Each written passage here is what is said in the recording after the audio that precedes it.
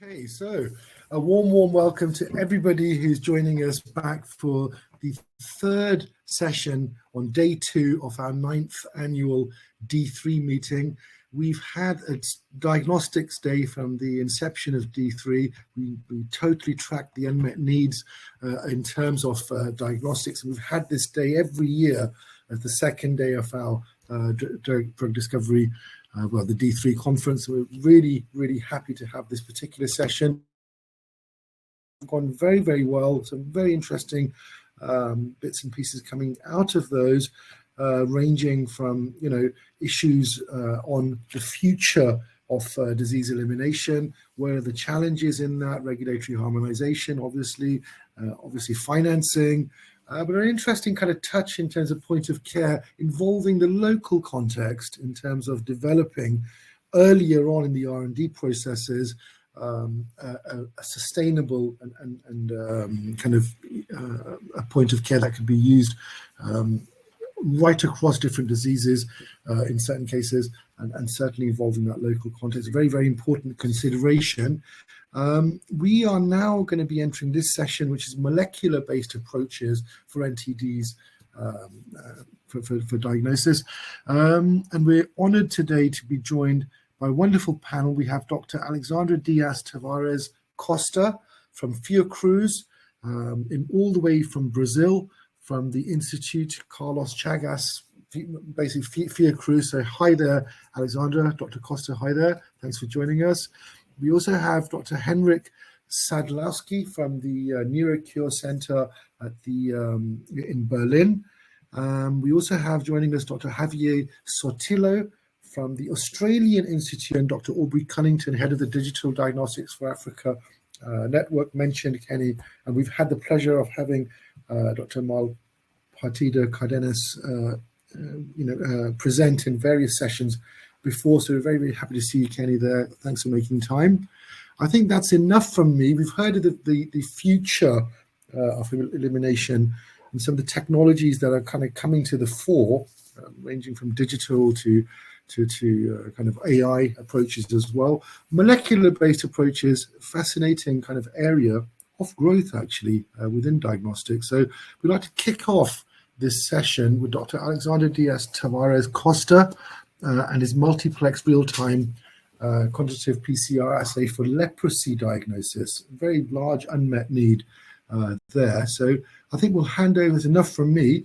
I would say to the audience, thank you very much for joining us. If you could, I know you probably hate me for saying this now, but just give a quick hi with your name, affiliation and country. That would be great. And I think I'll hand the floor over to the first speaker, to Dr. Costa. Thank you so much for the presentation. Thank you for the invitation. It's a pleasure to be here and to be able to present our recent work. So this, I'll be talking about as Dr. Rafik mentioned, about the development and validation of a multiplex real-time PCR assay using diagnostic grade GMP, good manufacturing grade reagents for leprosy diagnosis.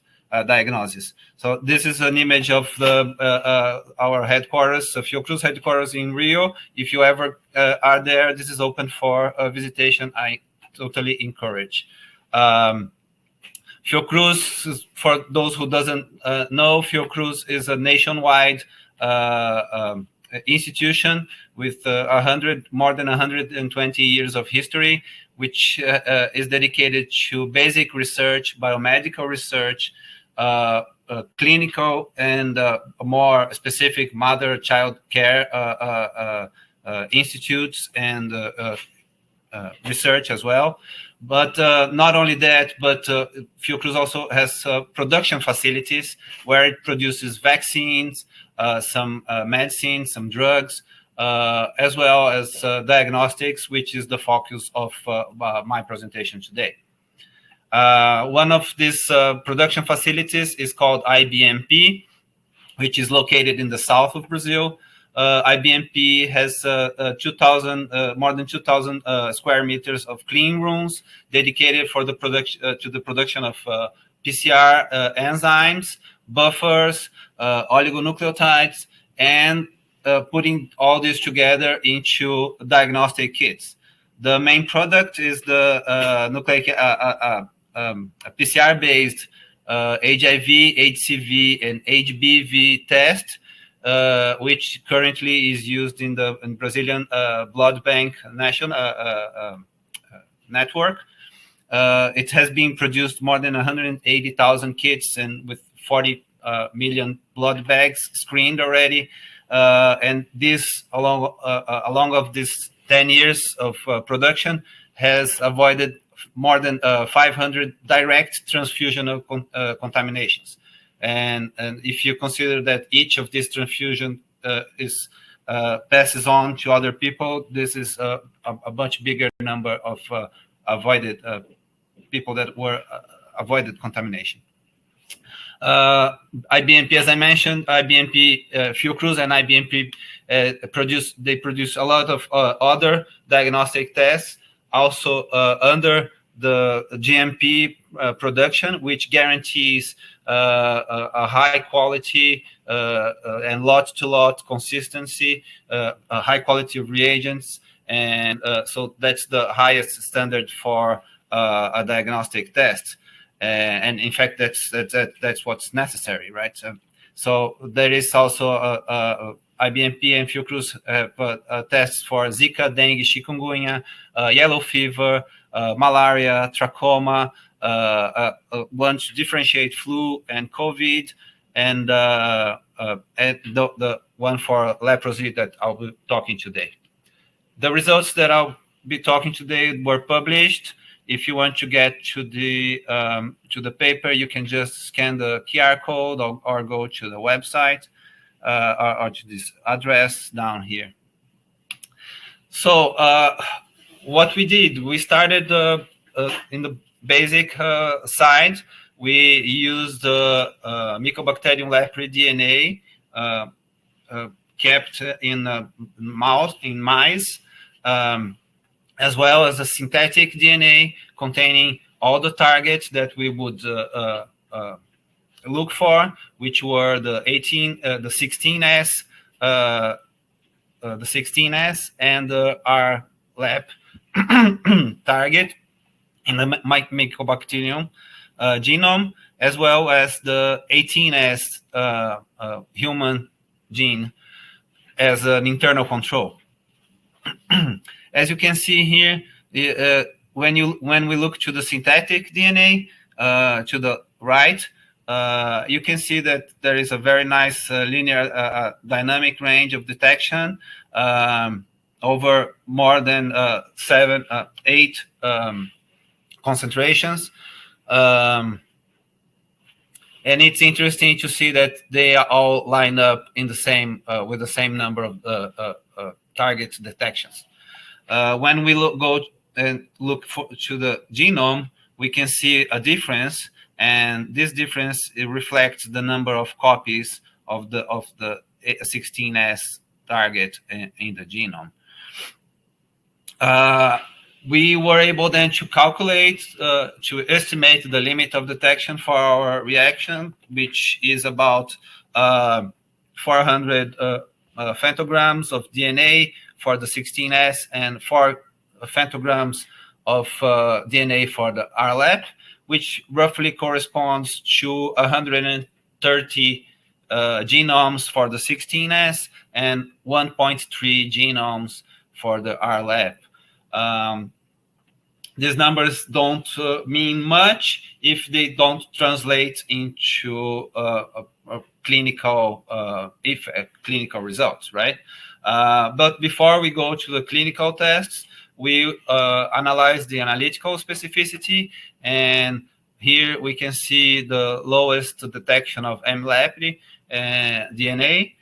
We can still detect this and concentration and 100 times more DNA of all these other organisms was not detected. Sometimes the RLAP gene detection shows up in the end, but that's very unspecific. We also estimated the medium-term stability. it's currently around 8 months, but I can just show here the data for 5 months. We can see that the detection is very stable all along this time for higher concentrations as well as for lower concentrations. We used 2 different panels to evaluate our test and then to validate the test. We used the second and a different panel. So the demographics and the distribution of the patients is in each panel. We can see here in this table. The patients were admitted to the leprosy clinic at the FIOCRUZ Institute, one of the FIOCRUZ institutes in Rio de Janeiro, which is a reference clinic inside FIOCRUZ for leprosy. So this is the demographic of patients that arrive there daily, and we just separated 100 patients, around 100 patients for the first panel, and the next group of 50 patients for a second panel.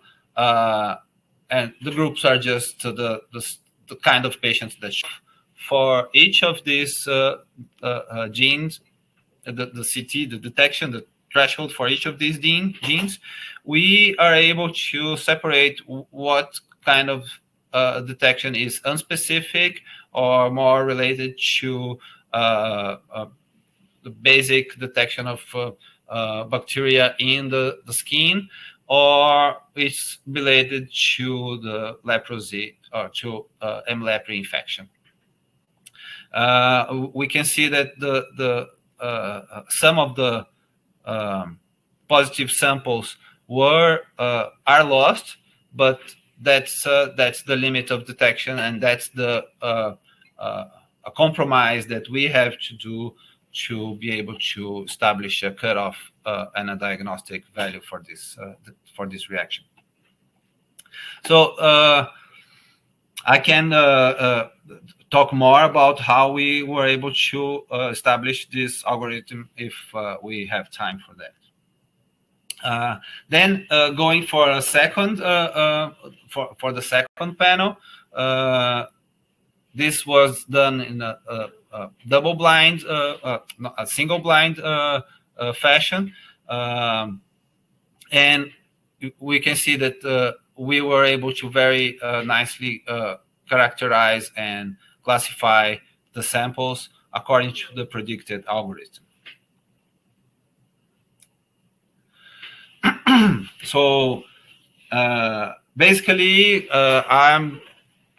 the development of this multiplex, we can come to the conclusions here, and the development of this multiplex is based on the 2 most tested targets for M. leprae diagnosis. We followed all the guidelines for validation, for the development, and for the validation of diagnostic tests. We used the highest quality possible reagents for a diagnostic test, so to ensure a lot consistency, and then so in the end we can finish with these numbers with the panels with the 53 leprosy and 44 non-leprosy samples. The test achieved 93% sensitivity, 100% specificity, and here is the number of genomes that I mentioned earlier, which is directly related to the number of copies in the genome. So this work, of course, cannot be done alone. I want to thank my partners at the Instituto Oswaldo Cruz in Rio de Janeiro, especially Dr. Milton Moraes and Dr. Fernanda Manta, and my colleagues at IBMP, especially Tiago Jacomasso and Rita Rampazzo, and of course the financial support of these institutions down here. So thank you for your attention, and Thank you. I can finish now. Thank you very, very much, Alexandre, for that. A brilliant presentation and very encouraging results, amazing results, 93% specificity and 100% sensitivity across 2 targets. Fantastic. And I wonder if there'll be other targets you could apply this to within leprosy and bring a different dimension to it. But I'm sure there'll be some questions coming through which we'll forward to you from the audience. So thank you very much for that. Much appreciated, Dr. Costa.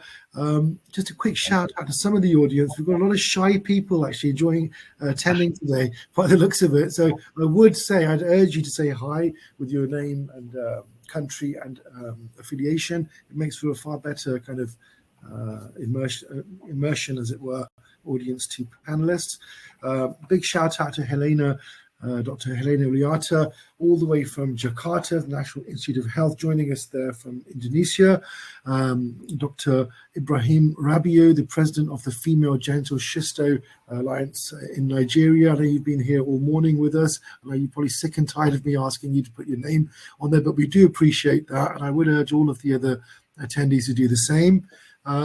Thank you very much for that brilliant presentation. I think that takes us very nicely to the next presentation, which I have in my running order, Dr. Henrik Sadlowski from the NeuroCure Center in Berlin, talking about mail order RNA sequencing of single tapeworm egg isolates from stool samples for the diagnosis of Taenia solium infections. Very, very unmet need, I dare say. And so I think I'll hand the floor over to you, Henrik, if that's okay. Yeah. Definitely. Brilliant. You can hear me well. And I'll just back out and we'll leave it to you. There we go. Over to you. Round of applause. All right. Thank you. Mail order sequencing and on democratizing studies on Taenia solium is the topic today. I'm very glad to be here. I'm going to jump right in. What I always like to do is start off with a quick summary of what the whole talk is going to be about. So the umbrella idea is to jointly create better data on the prevalence of a neglected tropical disease in a Wikipedia-like fashion. And this is also something that I see this talk as a kickoff for a discussion with you that I would be looking very much forward to. So my goal within this study was to allow public health stakeholders around the globe to initiate One Health programs, and we will go more into detail on what that is, for a death and epilepsy-causing tapeworm infection, namely Taenia solium, for those of you who are familiar already with this parasite. And the approach was to create a low-cost solution that can be applied anywhere and that does not require molecular diagnostic expertise or any other diagnostic background to run regional investigations on this disease. And the way we did it, in a nutshell, is that we actually separated the sample preparation from the diagnostic part. So we developed a workflow that is very simple and that allows you to prepare samples anywhere where you have a microscope and a Bunsen burner, so something that can make things hot, and then facilitates you to ship the samples to a next generation sequencing facility that are existing across the globe and have often high quality standards and can process samples in a very scalable way. So that's it in a nutshell. Now a little bit more of a background on Taenia solium infections. And I could talk an hour about this. So this is not an attempt to catch topic entirely, and a big simplification of the spread of the disease and everything associated. But what you need to know perhaps is that Taenia solium is a tapeworm and it is residing in the human intestinal system and the gut.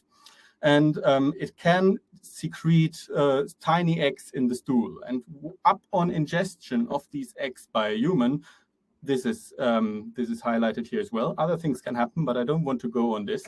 Upon ingestion of the eggs by a human, you can develop a disease called cysticercosis, and here we have an image of neurocysticercosis. This means that you get these tiny sort of holes, cysts in the brain or in other organs. And it is endemic in over 57 countries.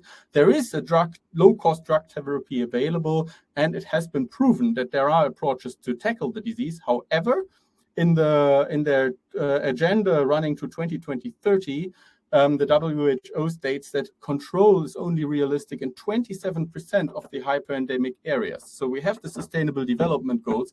We wanted to end the pandemic of these neglected tropical diseases. And now, lots of years later, we say by 2030, we will not reach this goal at all for this particular tropical disease. So to share my opinion and my impression on why this may be the case, that there's only 27% disease control realistic, is I want to share this, a little bit more background on One Health. So basically what one did in order to fight this disease is one tried two different ways of controlling it. One was trying a human-centered approach, where you just gave drugs that are treating the disease to people for free. And the result was this was not so successful. After 1 or 2 years, the prevalence got up again. And then there were other studies that were much more successful, and they combined education, sanitation, vaccination of animals, and human health into one more comprehensive control program, and they were successful. And this is also very much in line of what the One Health concept, again, a topic one could spend an hour on, is basically thinking or suggesting to have this multidimensional approach involving humans, animal, and the environment. So this is expensive. And for this reason, one needs to think, where do we target these One Health approaches to? And I brought to you here a map from 2015 published by the WHO, which shows you the countries where Taenia solium is endemic according to the WHO. And you can see these are large countries, and there is a massive amount of populations there. They span massive amounts of territory. So it is important to know it a bit more concrete than the country where exactly one could target One Health programs to. And I took as an example now India. When you look at the data available for India, published between 2010 and 2020, so in 10 years, you see that in some areas you have good data, but in a state here up in Uttar Pradesh with more than 200 million inhabitants, you only have one data point where they investigated 595 subjects, and they found 15.1% prevalence of cysticercosis. So this one data point indicates that this may be a big problem in Uttar Pradesh in poor areas. The study was conducted in poor areas, but there is no more evidence available. And obviously you need more evidence in order to target or to bring One Health approaches to communities. So I was thinking, which solutions are there to create data that allow bringing One Health programs to regions that may benefit from them. And if you, again, a simplification, if you look at serologic assays, they have got a good sensitivity, okay, specificity. There are issues with it, but the problem is they are not really globally available, and they are not easy to adopt. The assays that are currently on the market, I'm not mentioning or covering assays here that are not available yet. And the same is true for stool ELISAs, so for stool assays that are using antigens and antibodies to detect the disease. Or the thing that is available is stool microscopy. So you just put a bit of stool under the microscope and check whether you can detect the eggs. However, because many eggs are looking very similar to the eggs are looking very similar to other tapeworms, it is not possible to really make a specific diagnosis, and the method is also not sensitive. So this is where I had the idea to create a new solution by combining the high specificity of sequencing with a statistical approach to compensate the limited sensitivity, and to use stool microscopy, which is available globally, to create better data on Taenia solium. So this is a very brief summary of what we did. On the one hand, we characterized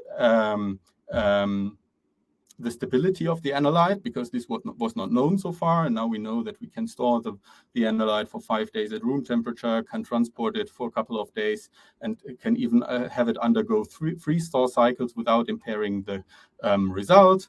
We developed this simple sample preparation that I was talking earlier about, that basically from the idea consists of creating a needle from a glass pipette that you have everywhere in a normal laboratory, and then to actually disrupt a single egg with this glass pipette and ship the whole thing to a sequencing center. So really simple.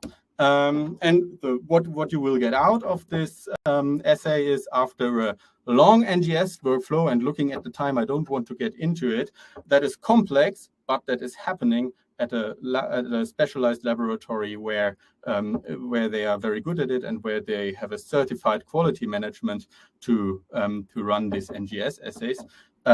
You get sequences at low costs of these Taenia egg, and you can see the results of it here on the right side.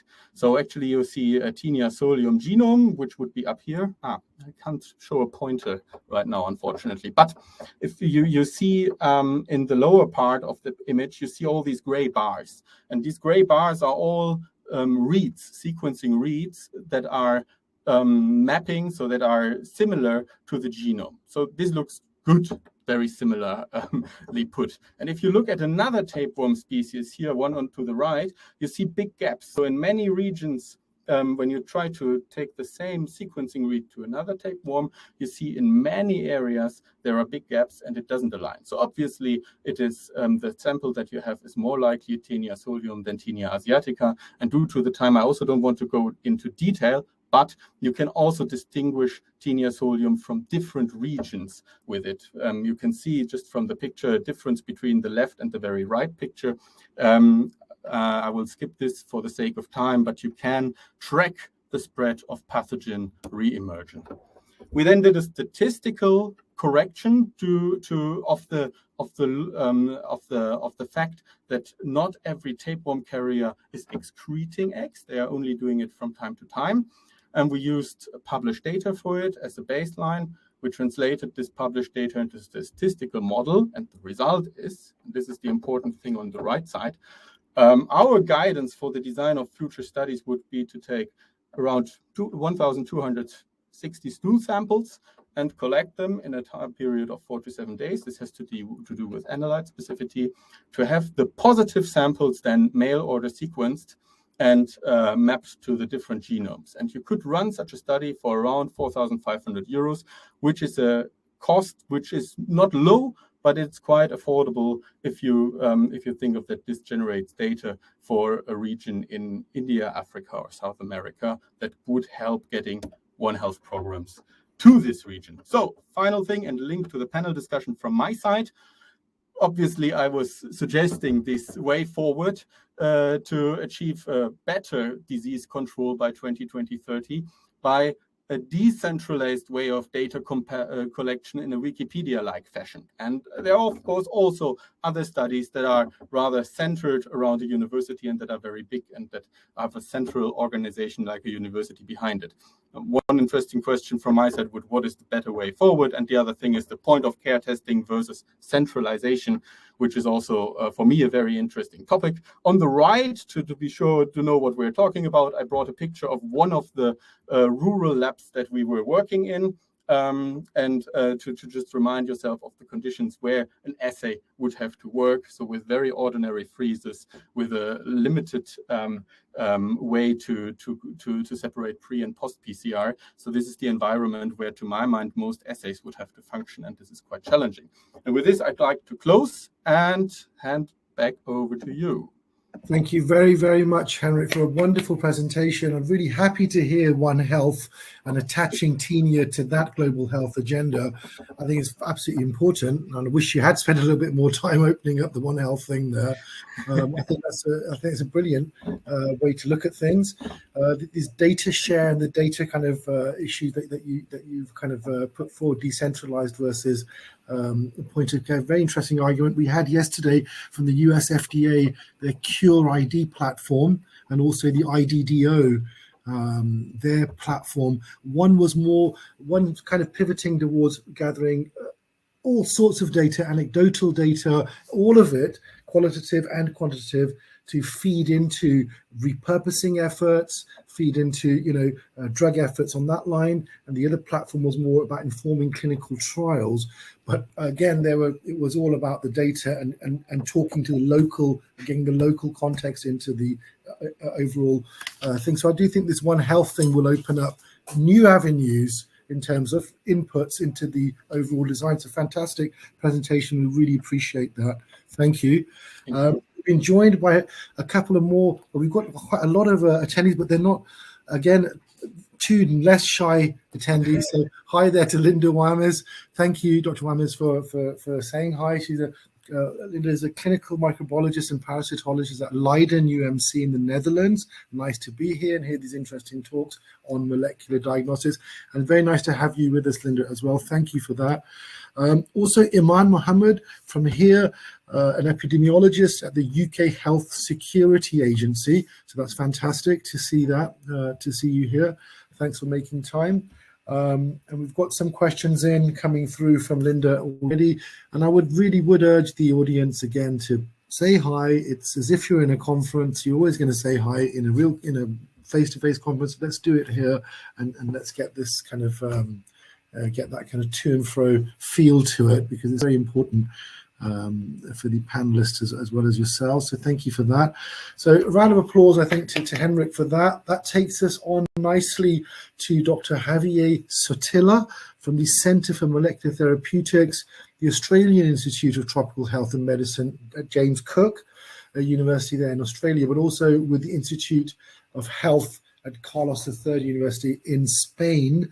Javier, I think the floor is yours. We've heard quite a bit about schisto this morning throughout various presentations. It'll be very interesting to see this and your view on it in terms of this novel biomarker characterization of tetraspanins from schistosoma hematobium and evaluation of their potential as novel diagnostic markers. Javier, the floor is yours.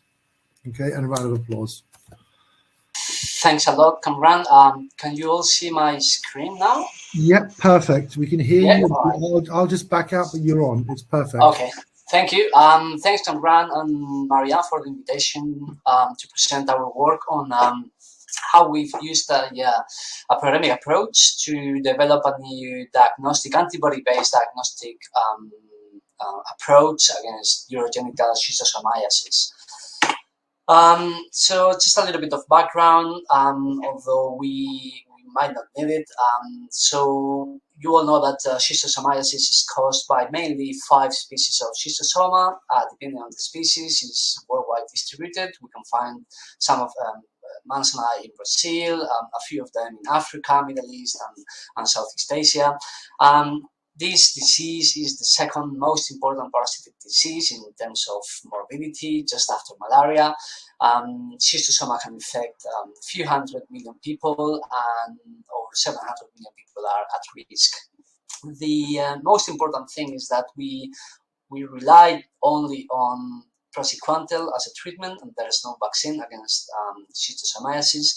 And the current diagnostic methods, they have poor sensitivity or specificity, or the ones that have a good sensitivity and specificity, they are not available as a point of care yet.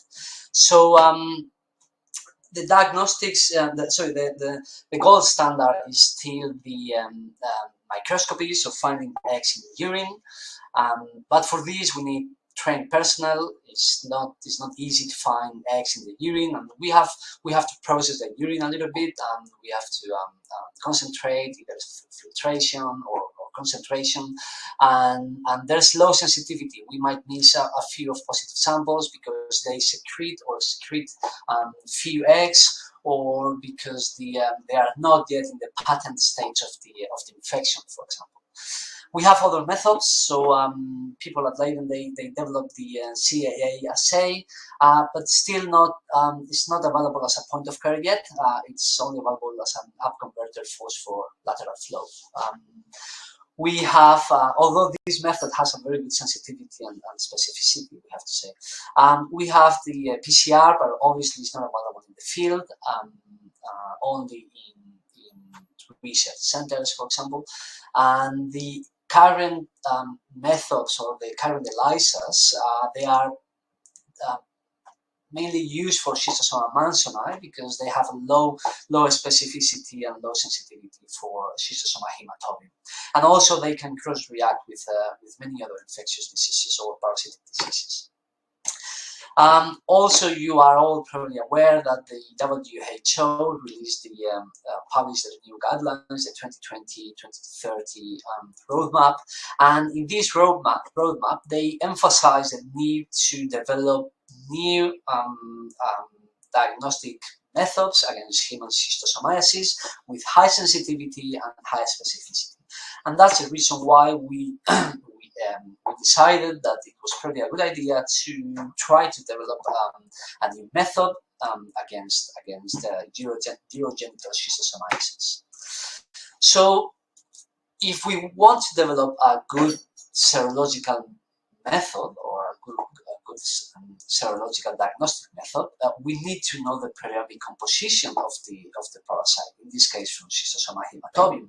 So the very first analysis we did was a proteomic analysis of all the most important proteomes from the parasite in terms of antigenic or immunogenic proteomes, the proteomes that will initiate the immune response and will promote antibodies that will react against these proteins. So in schistosomes, these proteomes are the ES products, or the products that the parasite secretes, the tegmental antigens, because the schistosoma is continuously modifying the tegmental composition and releasing new antigens, and of course the proteins released and contained by X. These are the proteins that usually promote a more important immune response.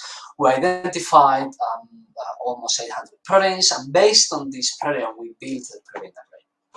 But why we chose this proteome also, because we also analyzed the full proteome from the parasite and other proteomes. We did a quick analysis using the urine from people infected with Schistosoma hematobium that we had selected based on high infection, medium, low infection, negatives, and people that were negative from Australia. And as you can see here, doing a quick ELISA, we could see that proteins from the tegumen and proteins from the ES products are recognized by the antibodies present in the urine from people infected. So proteins from these two proteomes are some of the most important proteins in terms of trying to develop a diagnostic assay. This work was published in PLOS ISNTD, and I just showed here in case you want to read it. So for the development of this point of care method that we developed, the very first thing was, as I mentioned, we built a protein array. In this case, what you do is you print a small slide that contains like Whatman paper. You print all the different proteins that you want to analyze. In this case, we printed almost 1,000 proteins, the 800 proteins that we identified in the proteome.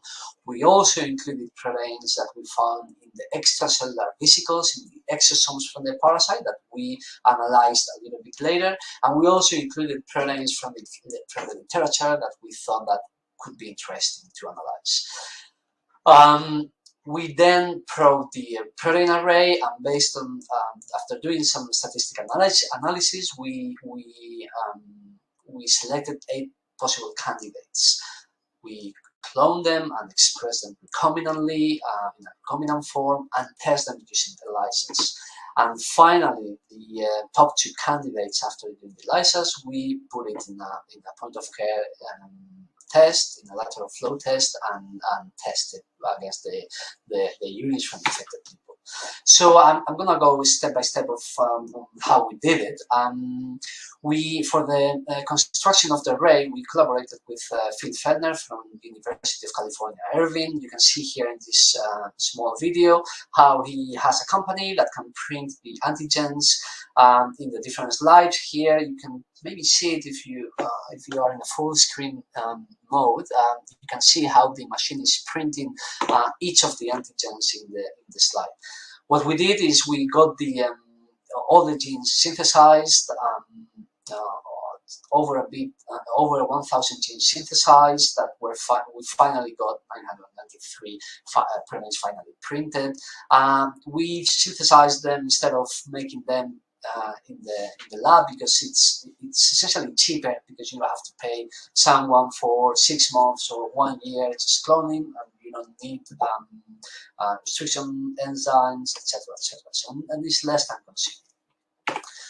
We to obtain urine from people infected with schistosoma hematobium, we collaborated with Francisca Mutapi and Ayola Kimadenika from Zimbabwe and from Gabon, who provided us urine from people with a high infection, medium infection, or low infection, and also people that was really interesting to find this, to have this cohort of people that were negative by microscopy. We couldn't find X, but we sent the samples to Leiden and just to test for CAA, just to see if they were positive. And we had very few people.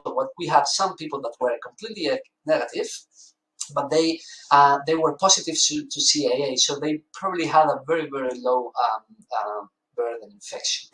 And obviously we had some student negatives who never traveled to endemic areas. We probed the whole array, and as you can see here on the left, you can see each of the proteins that we analyzed, almost 1,000 proteins in the rows, and each column is a serum from each infected patient. And our aim was not to identify only the people with a high infection, obviously, because that's easy from a serological or even a microscopy point of view.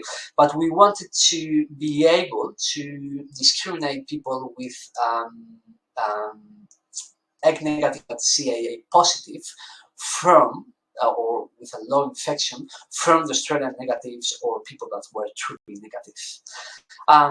When we did a statistical analysis with this the protein array, we found that there was no correlation between the mean signal of the array and the egg burden, but using serum. But there was a correlation between the mean signal of the array and the egg burden when we used the urine. It was statistically significant, so that was encouraging. As I said, we selected a few proteins. We selected 5 different proteins that we tested individually using ELISAs. You can see here all the different proteins.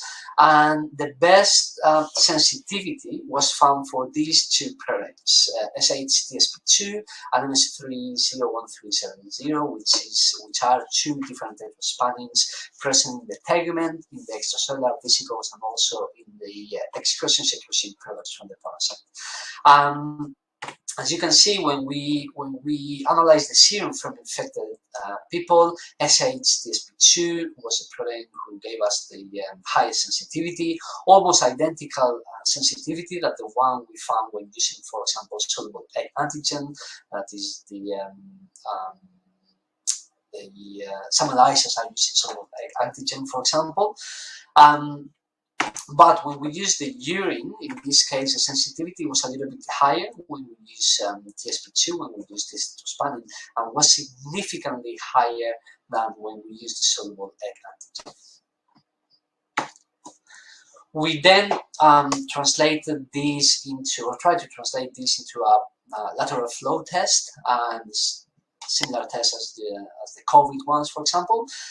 So we coated these immunochromatography tests with either TSP2 or 01370, which are the 2 proteins that gave us the highest sensitivity.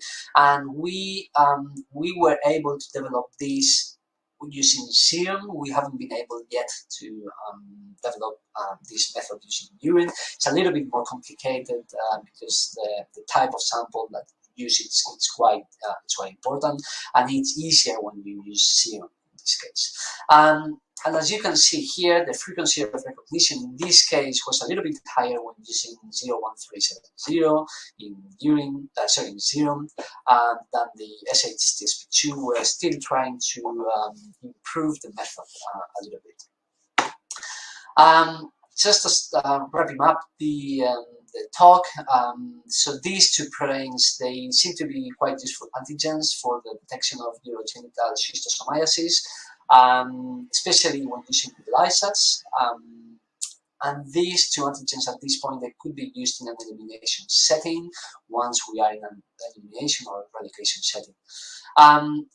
Currently, what we are doing is we are trying to use these 2 proteins in non-endemic areas, for example, in Spain, because I'm working now in Spain, especially in travelers who usually have low low titer of antibodies against schistosoma, or also in immigrants who are not continuously being reinfected because they are not in an endemic area anymore. And so what we're trying to do now is trying to see the sensitivity and the specificity of these two proteins in as I say, in non-endemic areas. So just I want to thank Mark Pearson and Alex Lucas, who actually drove the study, Luke Becker, technician at JCU, who was really helpful doing the ELISAs and the samples provided by Taka, Francisca, and from Yola Akin, and also the funding from Merck and the Australian government. So thank you very much. That's pretty much all I want to say.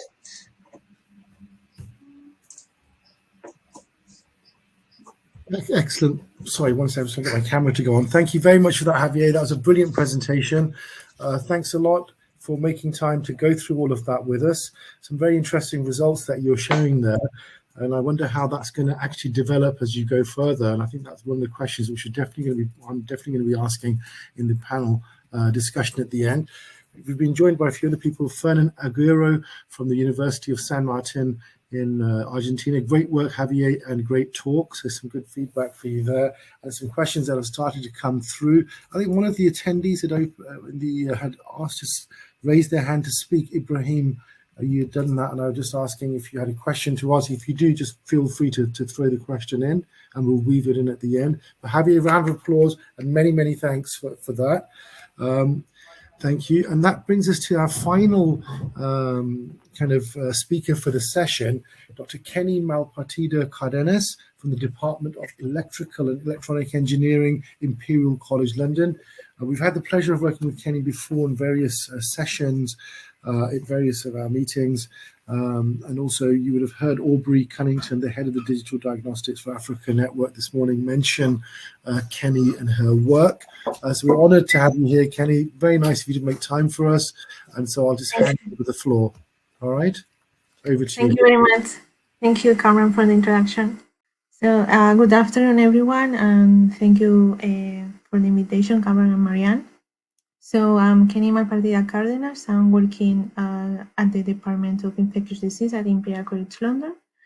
And today I'm going to present our work about novel molecular methods for lab-on-chip diagnostic systems with a focus on malaria.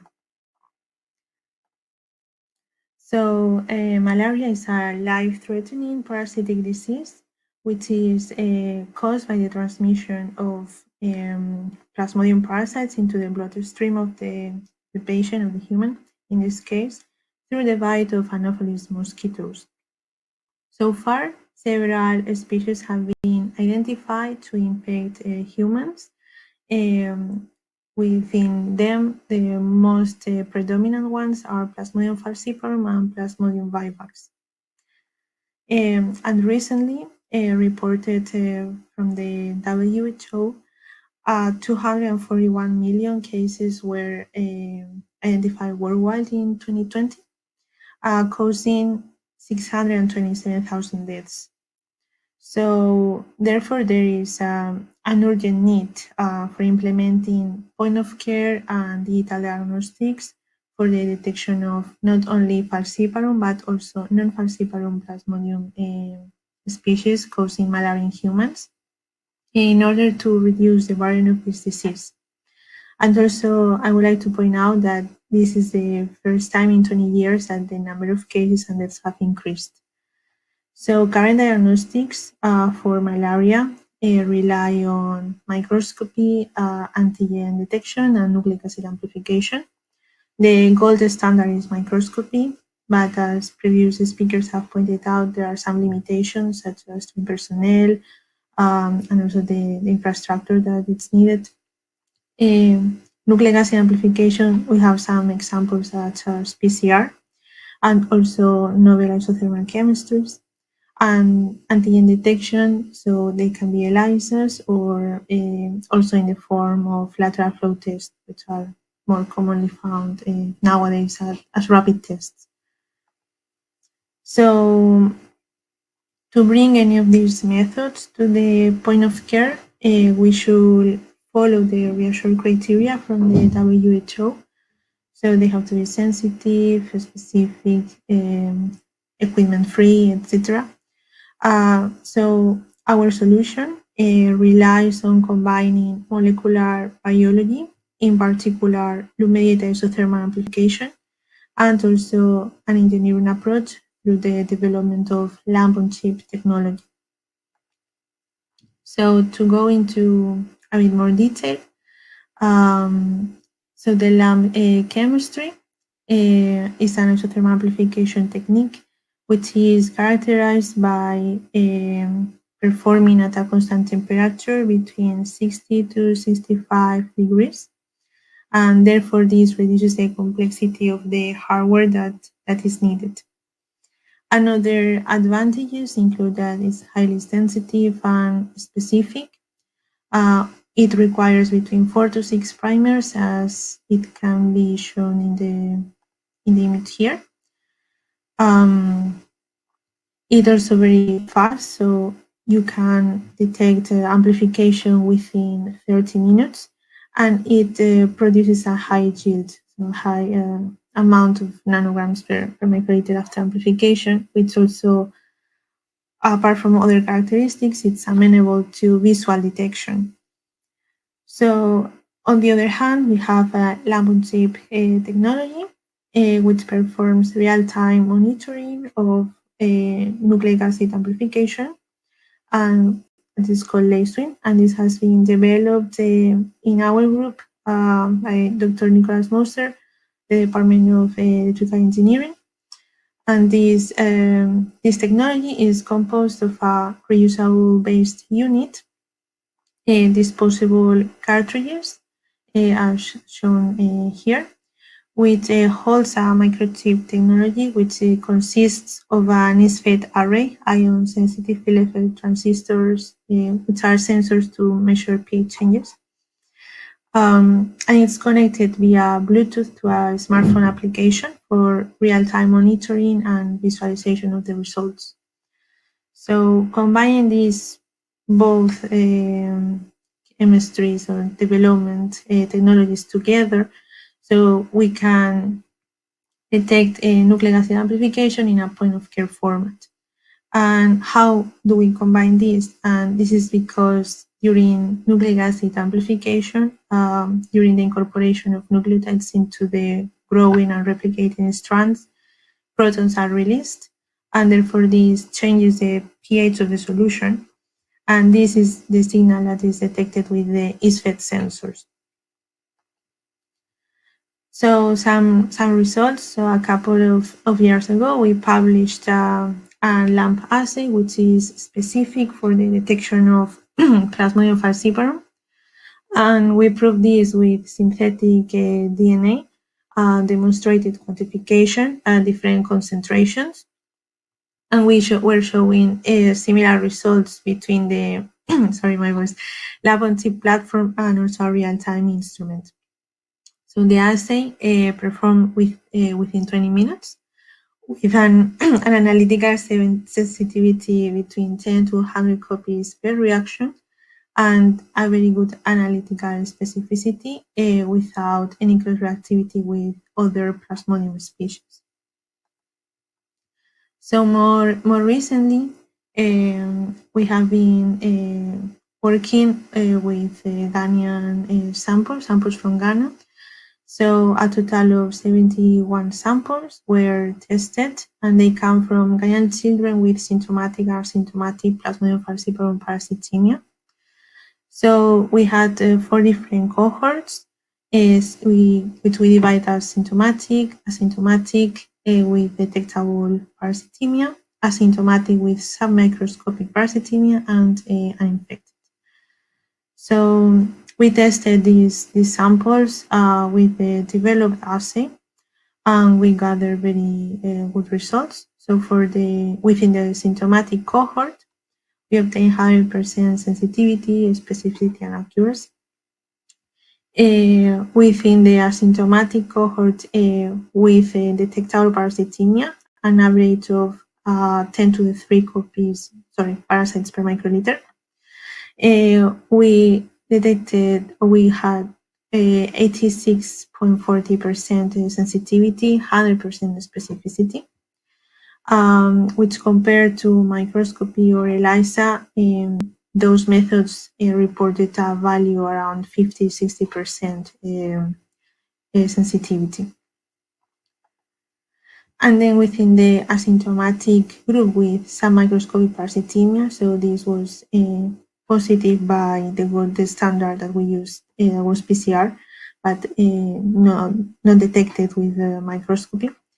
We got an 80% sensitivity and 100% specificity. So this is very good news for this project, because we could demonstrate that 100% of asymptomatic patients with a parasitic load above 80 genomic DNA copies per microliters were detected, and also a total of 80% of all asymptomatic patients in this big cohort was successfully detected with the LAMP method. So furthermore, we evaluated a small subset of these samples with the lab-on-chip technology, and we compared these results with a real-time instrument, which is based on fluorescence detection. And the results that we obtained were correlating between both platforms with a non-statistical significance difference. So these samples were validated in Ghana, actually. So we are showing here the picture with a colleague and myself running this in a laboratory in Ghana. And this is the image of the lasering platform for malaria. So just to conclude, diagnostics are key for the effective management of infectious diseases, in this case applied to malaria. Molecular methods, I think they are the most promising tools for highly sensitive and specific detection. We have demonstrated detection of asymptomatic malaria cases. We hope and we expect that point-of-care technology will be the future of data diagnostics that will fulfill the reassured criteria. So finally, I would like to thank everyone who has been involved in the project, and my supervisors during my PhD and now my postdoc, and also the Digital for Diagnostics Network, which is a great network for collaborators. So thank you very much. Thank you very, very much, Kenny, for that wonderful presentation and such encouraging results that you've just shown there in the asymptomatic population there. And it just goes from strength to strength, this particular effort. So hats off to you and all of the collaborators who have made that possible. And the future is digital. I think that's fair to say in that. So thank you very much for that. It's come to the time for the Q&A. I just wanted to bring back the various panelists. If you could all put your cameras back on, that would be really good, and your sound. We have asked the audience, so there are some questions coming through from the panelists. But before we get into those, and thanks for those, Elias has sent a question in, Linda Wams has sent a question in, so thanks for that. Some of those questions are quite specific, aimed at quite the kind of different diseases. Obviously, they're quite specific questions. So what I wanted to do is kind of just involve everybody in the kind of my kind of opening question on this, at least our ISNTD kind of question to this. So obviously, we've just had the Kigali summit. We've seen a very strong renewal in terms of the commitment to boosting diagnostics for NTDs as a core tool in terms of reaching the global goals. You mentioned, some of you, the WHO's roadmap to 2030, reaching those elimination targets in disease control. There's a massive kind of renewal in terms of commitment for advocacy. So what I wanted to ask you is, from your point of view, in terms of you are the people developing these technologies, how could this momentum in advocacy be best harnessed to support your work? Can this result in bringing new partners from other sectors? I know Henrik had mentioned One Health. There are other health agendas that we could attach diagnostics to. And so, the question is, how could this positive momentum in terms of advocacy be best harnessed to support your work? Do you anticipate this would bring in new partners from other sectors? So that's the question. And I'm going to ask that. I think we'll go with, in reverse order, we'll go with Alexandre first, Dr. Costa first. Well, I think that we could see here with the panelists, with the presentations, a multitude of ways of reaching that. Right. I think it's very important to strengthen the communication with the public agents that implement these policies. It's very frustrating when we develop something that we see in the field that has a lot of potential, and then for various reasons it doesn't get through to the real world. So we need to, I think working with all the stakeholders beyond academia will help to ensure that these results do get to the population, and then I think that will have a positive feedback that will help that. But I think it's working with the politicians and the policy makers. This is it's tougher than developing a new test. Well, I totally agree. The F word financing and the P word politicians. We had them both now, so if you're heading in the right direction, that's a great answer, actually. So thank you for that, Alexandra. Henrik, we're going to ask you this question because you mentioned One Health. You pricked the bubble, as it were. So One Health, different healthcare agendas, advocacy. Over to you. How can we harness it?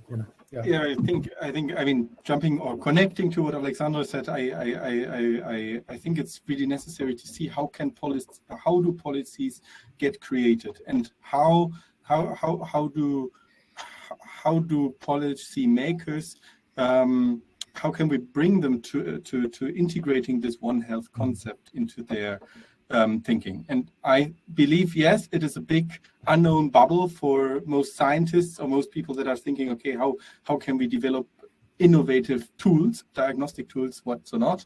But I think there is research at this edge possible as well. There is data and evidence-driven suggestion making at least possible as well. And I think this is a big invitation for the two bubbles, sort of the policy makers and the science, to connect and to have these different disciplines in mind. So to avoid making only, I'm a physician, but to avoid making only human medicine-centered suggestions and to have them more interdisciplinary.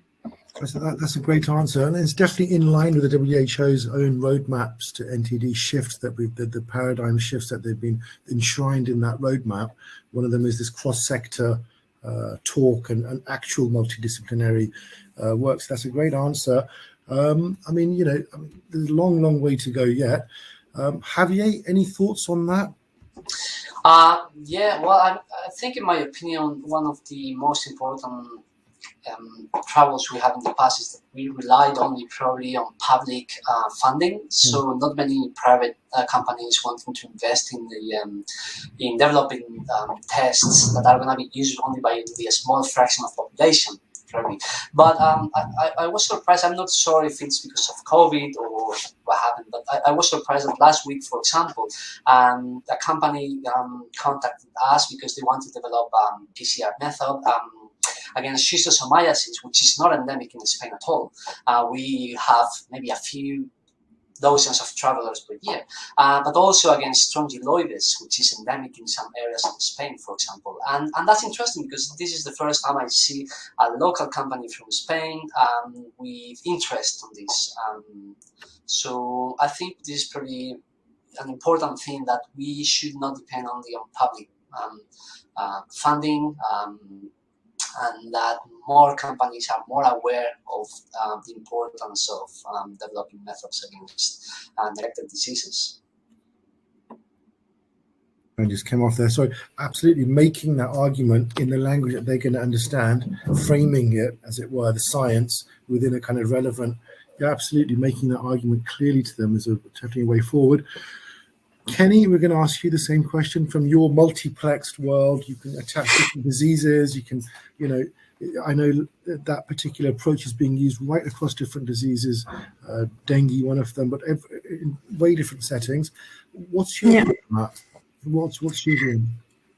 So I totally agree with all the previous answers, because I think talking to stakeholders or politicians will be key to try to distribute or bring these new diagnostic technologies to the real world and outside the laboratory. But I also think that it's very important to work with collaborators where these tests be really used at. So they can also help maybe to manufacture in some ways that is not it is more affordable, or like manufacturing in the country where it is going to be used, or to shortcut that way. But I think it's very crucial to make these new collaborations, and also unfortunately, funding is also a limitation of this work, and it's very important to also get out of the laboratory and have conversations with the funding charities or public funding. That's fair enough. That's a good question to ask. We've kind of an answer, and thank you for the answer. We've got some questions that have come through that are quite specific, so I'm going to just quickly pick them off. So I do apologize to the panelists if we're missing somebody out. They're quite specific, so I'm just going to get into those because of the time. So from Dr. Linda Wames, she was asking, really, and I believe this question is, I believe it's for you, Alexandre, in terms of, it's for Henrik. This is for Henrik, because, sorry, she hasn't said who's it for, but I think this is for Henrik. She's actually asking, are you also working on next generation sequencing of stool directly without positive microscopy? Yes.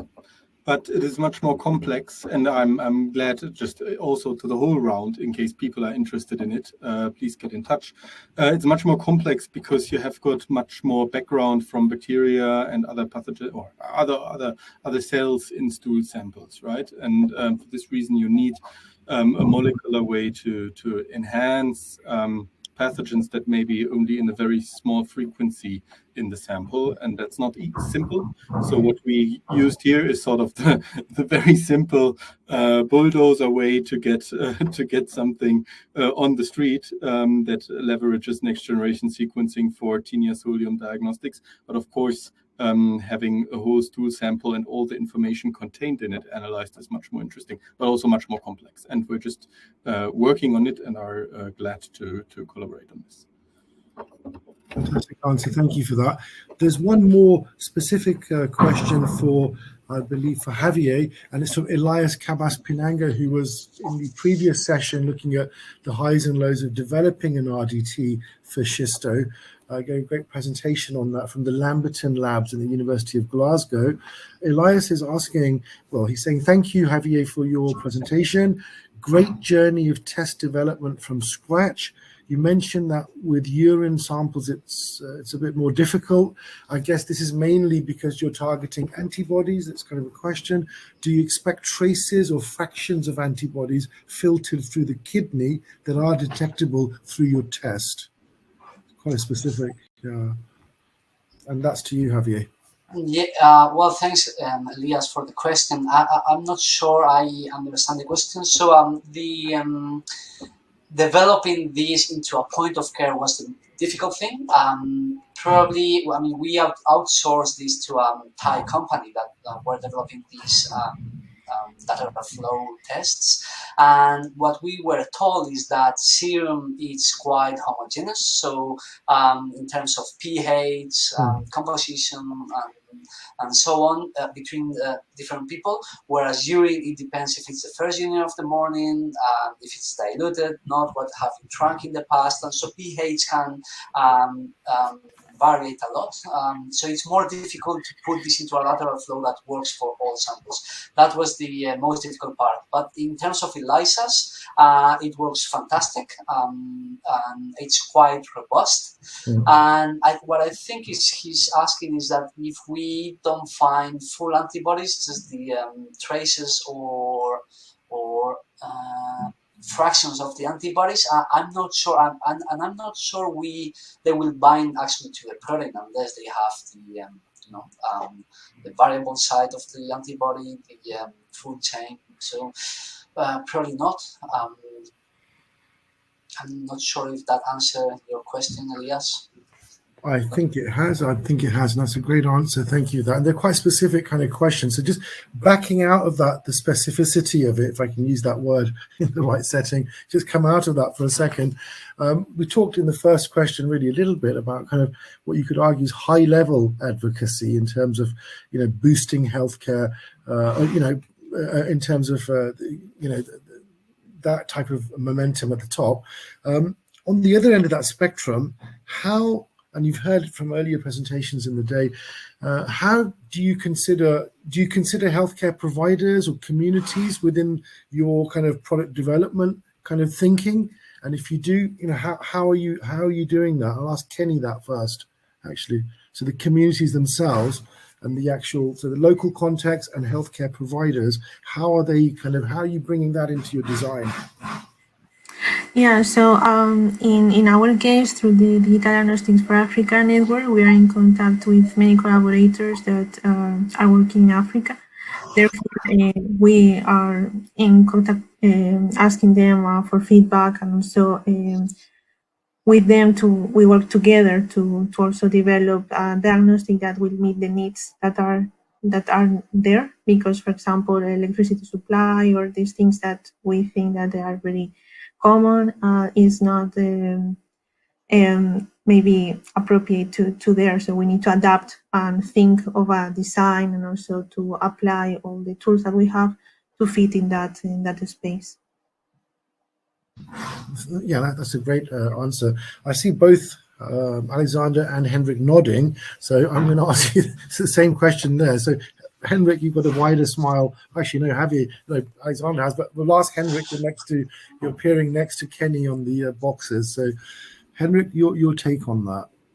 No, I was smiling because I think that's really also a difficult task, because it is again a combination, the intersection of academia and non-academic world. And in this case, it's not the politicians, but it may be NGOs, it may be general practitioners that are very committed to doing something, but that are also doing this voluntarily with a small budget. That if you look at all the funding regulations that may sometimes not apply and can only act as there are lots of bureaucratic hurdles to involve these people, and that's absolutely necessary at the same time. And I think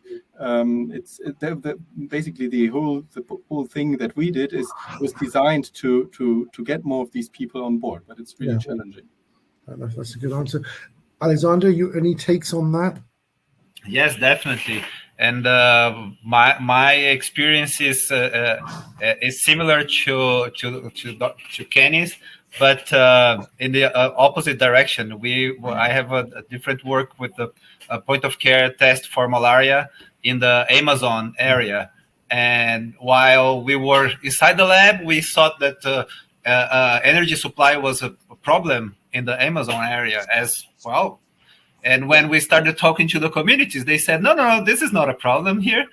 We can work with the generators, and if we know the doctor is coming, we save gas enough to work the generator. So it's not a problem. So it's really important to talk to the communities to know exactly what you're looking for. And and then making the circle coming out of the academia, as Henrik said, after some years of developing this point of care test, we went to the Ministry of Health, and their take was slightly different, not to say completely different. And we had to change around the development of the final stages of the test or something like that, also to fit their needs. So it's really important to go out and talk to the, not only to the communities, definitely, in all the levels, in the users, yeah, I mean that's a great answer. Sometimes you think to yourself, are we making the right case? Just going back now to policymakers for a second, are we making the right case? I mean, what I mean by this is that molecular approaches, from the layperson, or let's say a non-molecular biologist or someone who's not in that science silo, they're going to seem very complex, very expensive on the first pass. Exactly. But the gains that you're offering, some of the results you were showing there, and some of the kind of gains that are possible, they could end up as the best buy, as it were. So how are you making that case? Firstly, are we making that case properly? And secondly, how are you making that case? That's a great question. It's sometimes our success plays against us, right? So you develop a very nice test that is cheap, $1. This lateral flow test that costs $1. Now every policymaker said, no, but I want $1 test.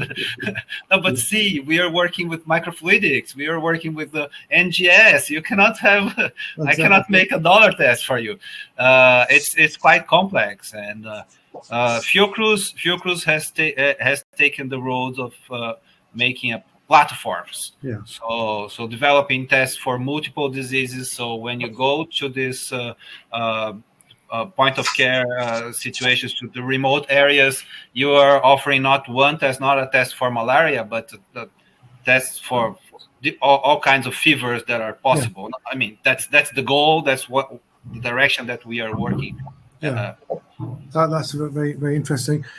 Javier, your take on that? Are we making the right case? I mean, you're there in Zimbabwe. You mentioned in Gabon. Are you, in terms of getting that to happen? What's your take on it?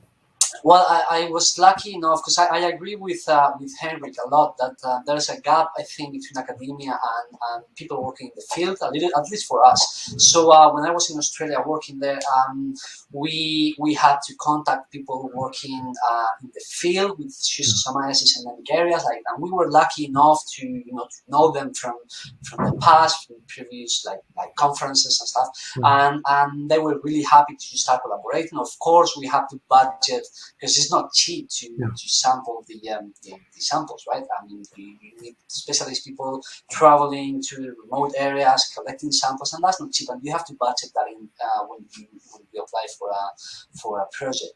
And we were really happy to collaborate with them. And I think there's also a difference between for example, the FIOCRUZ, because you guys have access to a lot of samples right there, whereas, for example, in Spain, which is not a tropical country, we can only get samples from travelers. And I'm lucky enough, because I work in the National Center for Microbiology, and they don't want to make profit from these tests. They just want to be able to diagnose someone or traveler coming back that they are not able to diagnose him at the hospitals, for example, because there is no available test, and we only have an in-house PCR that works, right?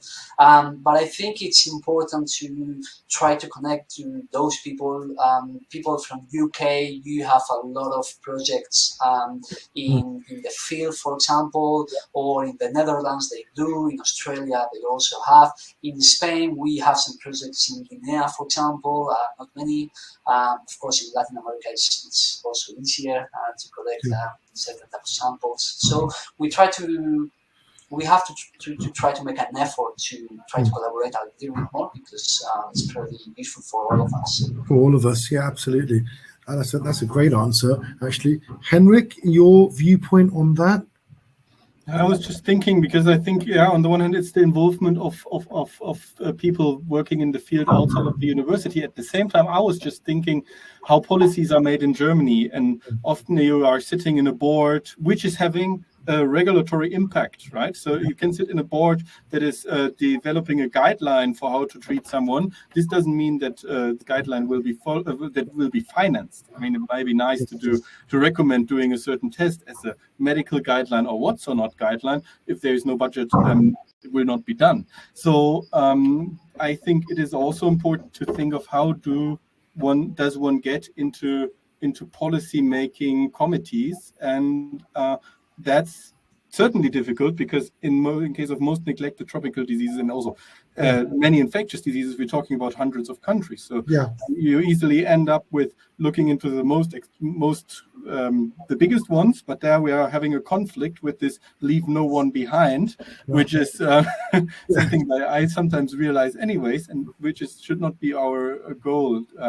So that's complex. Not an answer, but I think one has to think into direction how to get these committees. Yeah, it's food for thought. I don't think there are any answers because everybody's facing the same issues. You could swap all of this panel with a different panel on different diseases in the same mold of making an RDT or making a point of care. Same issues would come up. That's what we're trying to do in this, have that commonality feel to it. Otherwise, we're going to get bogged down in the specifics per disease. I think this is more of a valuable conversation. So that's very, very interesting. In terms of, do you think one of the dotted lines to the policymakers could be addressing the training gap in terms of capacity building? Because that, and I'm saying this because the next session is capacity building. We're looking at specific examples with multinational Merck and another kind of a smaller kind of animal health, One Health approach from the Food and FAO at the UN, looking at veterinary diagnostic capabilities. So we are trying to look at One Health as well in that. So coming back to this for a second, the question is, do you think the training gap and addressing that training gap would help you to get into the policymakers' mind space or the kind of black box of decision making that the policymaker has? You know, addressing the training gap. I mean, perhaps I'll ask Kenny that first because we didn't get your answer for the. So how do you feel about that? And I know you have low training, operator costs, but around that, do you think that's what? Yeah. So I think it definitely will help to fill this training gap, so it can be like a communication between both sides. So the one way to approach that could be to bring these collaborations also, like having students or having as they were also mentioning before, like not only laboratory-based people but also users and everyone that is involved in all the diagnostic workflow, and that will be very important to bring this up. That's a fantastic answer.